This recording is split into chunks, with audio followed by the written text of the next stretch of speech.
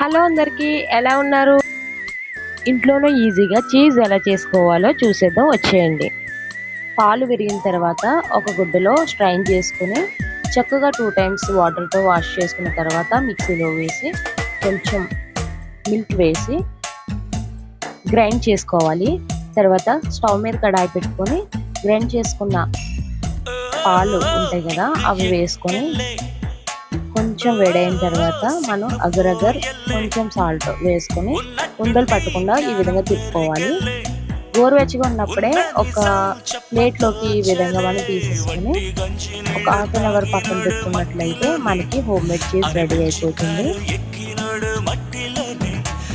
ఈ చీజ్ మోమోస్లోకి ఇంకా పిజ్జాస్లోకి నేనైతే యూజ్ చేస్తాను. మీరు కూడా ఒకసారి ట్రై చేయండి. ఇలాంటి మరిన్ని వీడియోస్ కోసం మన ఛానల్ శైలజ @కంట్రోల్ ప్లస్ కుక్ని సబ్స్క్రైబ్ చేసుకోండి.